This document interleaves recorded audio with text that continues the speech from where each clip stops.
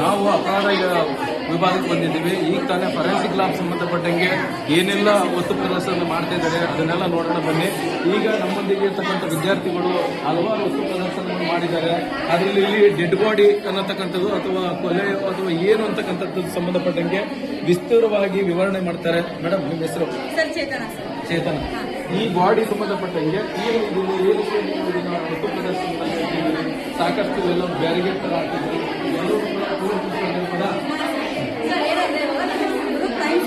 ಇವಾಗ ನಂತರ ಸೇಫ್ಟಿ ಆಗ್ತಿಲ್ಲ ಅಂದ್ರೆ ಇವಾಗ ಪೇರೆಂಟ್ಸ್ ಆಗಿರ್ತಾರೆ. ಪೇರೆಂಟ್ಸ್ ಆಗಿ ಬಂದಾಗ ನನ್ನ ಮಗ ಸತ್ತೋಗಿದೆ ಅಂತ ಅಳುವಾಗ ಅವ್ರದ್ದು ಬಾಟ್ಲ್ ಆಗಿರ್ಬೋದು, ಅವ್ರ ಬಾಟ್ಲ್ ಫಿಂಗರ್ ಪ್ರಿಂಟ್ಸ್ ಸಲಹೆಗಳೆಲ್ಲ ಹೊರಟೋಗ್ಬಿಡುತ್ತೆ. ಆ ಥರ ಆಗ್ಬಾರ್ದು ಅಂತ ಬಿಟ್ಟು ಈ ಥರ ಹಾಕಿದ್ದೀವಿ. ಈ ಥರ ಸೇಫ್ಟಿ ಮಾಡಿದ್ದೀವಿ. ಅದು ಬ್ಲಡ್ ಎಲ್ಲ ಇದಾಗುತ್ತೆ. ಇವಾಗ ಅವನು ಬೇರೆ ಕಡೆ ಹಾಕ್ತಿದ್ವಿ. ಅವಾಗ ಇಲ್ಲೇ ಕೊಲೆ ಆಗುತ್ತೆ, ಬ್ಲಡ್ ನಮ್ಗೆ ಗೊತ್ತಾಗುತ್ತೆ. ಅದು ಬ್ಲಡ್ ಬ್ಲೂಸ್ ಅಂತ ಬಾಟಲ್ ಅಲ್ಲಿ ಅವನು ಫಿಂಗರ್ ಪ್ರಿಂಟ್ಸ್ ಇರುತ್ತೆ. ಫಿಂಗರ್ ಪ್ರಿಂಟ್ಸ್ ಮತ್ತೆ ನೆಕ್ಸ್ಟ್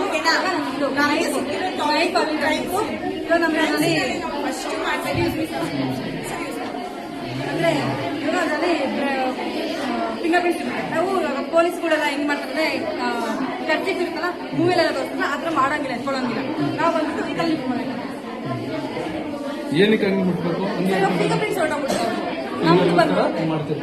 ಇಲ್ಲಿ ನಂತರದಲ್ಲಿ I1, F, D ಈ ತರದೆಲ್ಲವನ್ನು ನೀವು ಮಾರ್ಕ್ ಮಾಡಿದ್ದೀರಿ. ಅದು ಏನೇನು ಹೇಳ್ತೀವಿ? ಇವಾಗ ಬಾಡಿ ಫಸ್ಟ್ ಎವಿಡೆನ್ಸ್ ಬಾಡಿ ಅಲ್ವಾ, ಅದಕ್ಕೆ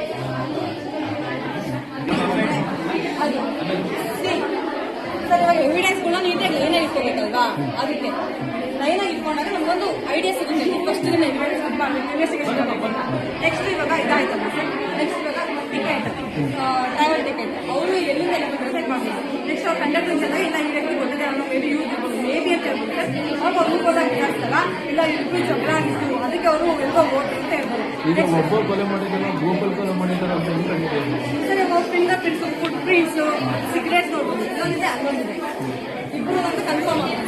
ನೆಕ್ಸ್ಟ್ ನಮ್ಗೆ ಅದು ಸಿಗಬೇಕಂದ್ರೆ ಮುಂಚೆ ಸಿಗ್ಬೋದು. ಎಲ್ಲಿ ಸಿಕ್ಕಾಗ DNA ಟೆಸ್ಟ್ ಮಾಡಿದಾಗ ಗೊತ್ತಾಗುತ್ತೆ.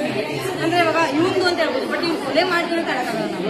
ನೆಕ್ಸ್ಟ್ ಬಾಟಲ್ಸ್ ಅಷ್ಟೇ. ಇವಾಗ 2 ಬಾಟಲ್ ಇದೆ ಬಿಡಿ, 1 ಬಾಟಲ್ ಅಲ್ಲೇ ಸಾಕು, ಒಂದೊಂದೇ ಫಿಂಗರ್ ಪ್ರಿಂಟ್ ಸಿಗುತ್ತೆ ಅಂತ ಹೇಳಕ್ಕಾಗಲ್ಲ. ಇವಾಗ ಅದು ಅವಂದಾಗಿರ್ಬೋದು, ಇದು ಇನ್ನೊಬ್ಬ ಕೊಲೆ ಮಾಡಿರೋದಾಗಿರ್ಬೋದು.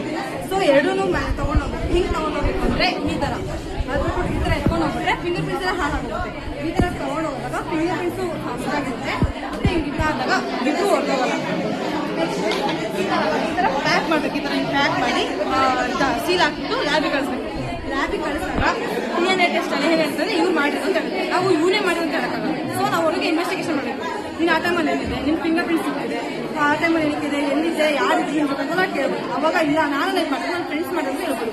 ಆ ಫ್ರೆಂಡ್ಸ್ ಯಾರೇನು ಅಂತ ತಿಳ್ಕೊಂಡು ಅವ್ರಿಗೆ ಹೋದಾಗ ಸರ್ ಹಿಂಗೆ ಜಗಳ ಆಗುತ್ತೆ, ಚುಚ್ಚಿ ಅಂತ ಒಪ್ಕೊಂಡಿರಂದ್ರೆ ಎಲ್ಲರೂ ಯಾಕೆ ನೀನೆಲ್ಲ ಯಾಕೆ ಅಂತಿದೆ ಅಂತ ಕ್ವಶನ್ ಮಾಡ್ಬೋದು. ಅವಾಗ